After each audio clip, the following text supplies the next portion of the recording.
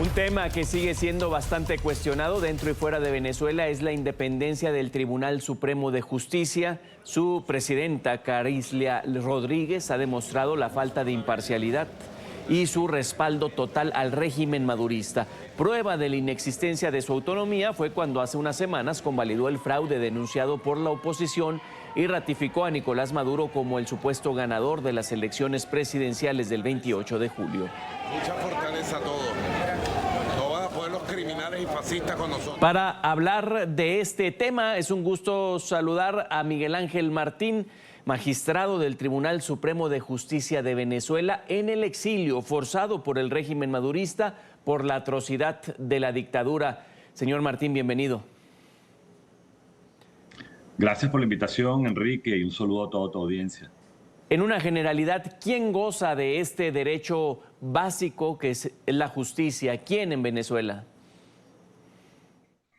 Bueno, en Venezuela tenemos un problema de justicia y el problema es muy grave porque hay un vacío en el sistema de justicia, principalmente porque tenemos personas que están usurpando los cargos de magistrados del alto tribunal y además de esa usurpación, ellos actúan sin ninguna independencia.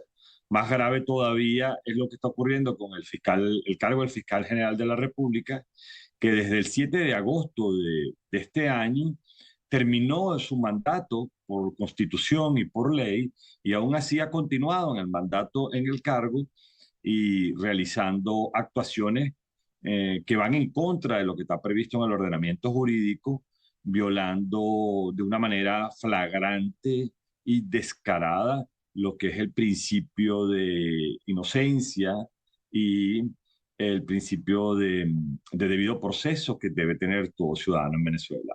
Es muy grave lo que está ocurriendo en Venezuela desde el punto de vista del sistema judicial, porque el sistema judicial es quien puede controlar los excesos y exabruptos que pueda cometer el resto de los poderes que conforman un Estado. Eso en lo local, lo nacional. Si esperamos justicia internacional, la CPI va lento ante la flagrancia con que hoy ocurren los crímenes.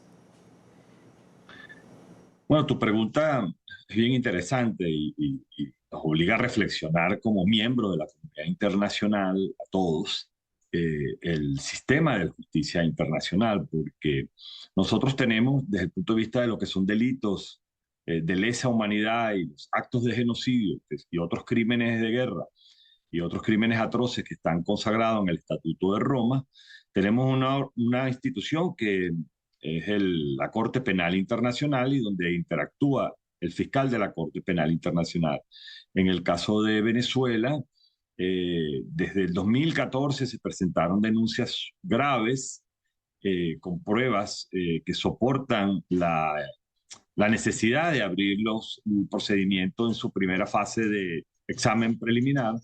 Lamentablemente eso no ocurrió, sin embargo, tuvimos suerte con lo que llaman el caso Venezuela número 2, que es las denuncias desde el 2017 en adelante, en donde fueron elevadas no solo por algunos presidentes de otros países, sino también por el secretario general de la Organización de Estados Americanos. Estoy hablando de casi más de 3, 4 mil casos donde está no solo determinado de una forma profesional y técnica cada uno de los hechos que pueden ser causas probables de delitos graves, sino también las pruebas que determinan la existencia de estos delitos y los responsables, a tal punto que el fiscal de la Corte Penal Internacional inició una fase de investigación, una fase preliminar, y estamos los venezolanos y el resto del mundo de la comunidad democrática esperando que se ordenen las órdenes de aprehensión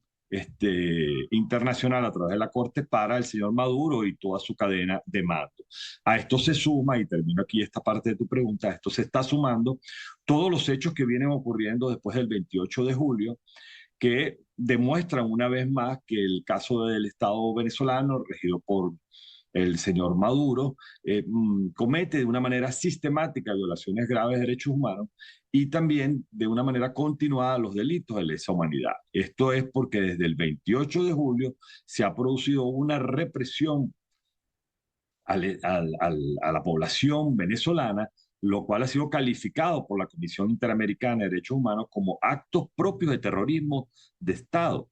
Eso es sumamente grave porque determina una necesidad de que la Corte Penal Internacional tome la decisión desde ya, porque si no van a seguir cometiendo graves delitos contra la ciudadanía de Venezuela.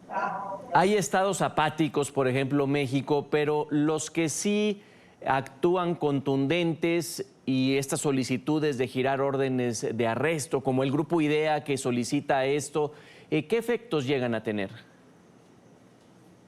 Mira, Enrique, los juicios son sumarios. Tenemos pruebas de lo que está ocurriendo hoy en día. Primero, se están llevando menores de edad.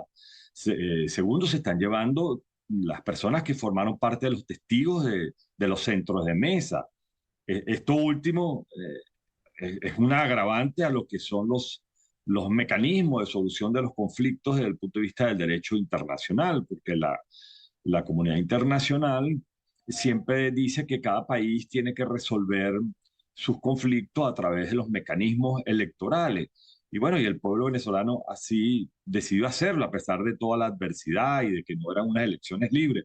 Entonces imagínate, si ponen preso a las personas que integran las mesas electorales, que en Venezuela, y es bueno que lo sepa tu audiencia, las personas que participan en las actividades del centro de cada una de las mesas electorales durante una elección, como ocurrió el 28 de julio, es un cargo obligatorio y aleatorio hecho a través de un sistema en la cual seleccionan a los venezolanos y el venezolano está obligado a ir a acudir a realizar ese trabajo por la nación. Imagínate si ahora los ponen presos. Además de eso, hay detenciones de algún grupo de personas que forman parte del entorno político. Hay un caso emblemático que hay que denunciarlo, que es el caso del doctor Perkins Rocha. Perkins Rocha es testigo de la oposición venezolana, admitido por el Consejo Nacional Electoral ante la Junta de Totalización, que es el lugar donde deben hacerse toda la sumatoria disgregada de los actos de votaciones, que como todos lo sabemos, eso no ha ocurrido en Venezuela. Justo, no sé, es un agravante que hay menores involucrados, que sus padres no saben por horas si son víctimas de secuestro. Mira, bueno, antes de la entrevista vi una información hecha por el propio Tarek William Saab, donde dice que la participación del señor Edmundo González a través de su abogado en estos días que fueron a presentar un escrito, más bien constituye una agravante a su situación y que él debe presentarse obligatoriamente. Es evidente de que estamos en presencia de lo que se denomina en la doctrina de la estrategia política e incluso militar, lo que es el lawfare, que es un mecanismo en la cual regímenes como el tiránico que hoy dirige el señor Maduro, utiliza la alienación del derecho, las instituciones judiciales para acabar con sus adversarios y para dañar, por supuesto, o atacar a todos aquellos que puedan ser incómodos. En el caso del señor Edmundo González, están haciéndole unas actuaciones que están criminalizando una acción que él como venezolano participó con toda la adversidad. La plataforma unitaria hemos demostrado con suficientes pruebas que resultó ganador, pero lamentablemente quien debe cumplir con los protocolos que establece la legislación venezolana, que es el órgano electoral, la Fiscalía y el Tribunal Supremo de Justicia, sencillamente han ocultado las actas que son las pruebas del resultado electoral.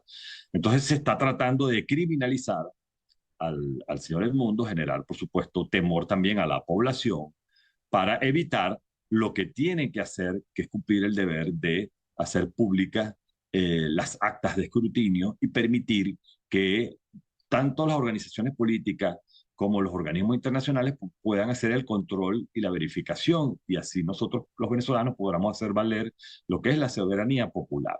Y termino esta parte del programa, o de tu pregunta, haciendo una alusión y un llamado a la comunidad internacional. ¿Qué es lo que es importante? ¿Acaso debemos nosotros respetar o no los derechos humanos? ¿Acaso la soberanía popular es o no importante en una nación? Entonces, todos los países que conforman la comunidad internacional, y quiero referirme principalmente a tres actores de la comunidad internacional que están interactuando de una manera fuerte para lograr buscar una salida, pero también le están dando oxígeno al régimen de Maduro, y me estoy refiriendo al presidente de Colombia, al presidente de Brasil y al presidente de México, que deben entender que así como ellos llegaron a sus cargos como presidentes producto de unas elecciones, nosotros los venezolanos nos merecemos tener que se respete la soberanía popular y se respete y se haga valer el resultado de la decisión del pueblo de Venezuela. Ya que mencionó a estos países, permítame sacarlo de Venezuela y aprovechar su expertise como magistrado, preguntarle por el país. A la distancia, ¿ve riesgosa la reforma al Poder Judicial y esto principal de que se elijan por voto popular a jueces y magistrados en México? Wow, tu pregunta es sumamente interesante porque yo particularmente pienso que hay que hacer una revisión de los estándares eh, internacionales para la forma de elegir a altos cargos, como los casos de lo que es el sistema judicial. Los sistemas judiciales en el mundo, y eso lamentablemente afecta mucho a los países de habla hispana de aquí del continente americano, no le dan tanta importancia a los sistemas judiciales, no le ponen en el primer lugar. Y eso es sumamente grave, porque el caso del Poder Judicial es el único poder dentro de los estudios de la ciencia jurídica y política, el que puede ser el garante de la estabilidad de una nación. Es el que resuelve los conflictos con el resto de los poderes. Entonces, si no existe un poder judicial autónomo, si no existe un poder judicial independiente, y más aún, si no existe un poder judicial dirigido por buenos ciudadanos que sean juristas, lógicamente el Estado tiembla, titubea y existe una democracia que no es sólida. Y eso afecta principalmente a los ciudadanos, a la gente. Imagínate elegir magistrados de alto tribunal por la vía de la voluntad de elecciones, en donde lo que hay es un marketing político y un jurista no puede estar haciendo marketing político. Eso es algo que es inaceptable. Lo correcto, yo creo en la elección de segundo grado para el cargo de los magistrados del Tribunal Supremo de Justicia, en la cual los representantes del pueblo, que son sus congresistas, son los que deben designar a, a estos altos cargos de los sistemas judiciales, pero debe obtener obligatoriamente unas exigencias en donde la academia, que quizás es la, la institución más seria en nuestros países, tengan mayor relevancia al momento de tomar esas decisiones o de los cargos o de las selecciones. Las evaluaciones de los magistrados tienen que ser muy exigentes. El cumplimiento de títulos de cuarto nivel, el manejo de varios idiomas, el manejo de una parte cultural también es sumamente importante. En la práctica, nuestro problema de la debilidad en la designación de altos cargos, como el caso de la pregunta que tú me estás haciendo de altas cortes o de tribunales supremos de justicia, es que son cargos políticos llenos por amigos de los políticos, y eso es sumamente grave. Tiene que ser cargos que tienen que estar en manos o en poder de personas que sean, primero, buenos ciudadanos y segundo, juristas. ¿Es justo lo que protestan trabajadores del Poder Judicial ahí afuera de los congresos? Que ¿dónde queda la carrera judicial, los escalones, el llegar por mérito? ahora, una tómbola, alguien los propone y por voto popular. Esta semana se votará en el Senado. Por cierto, despedimos al magistrado en el exilio forzado, Miguel Ángel Martín. Hasta pronto. A tu orden y un saludo a toda tu audiencia, Enrique. Gracias por la invitación.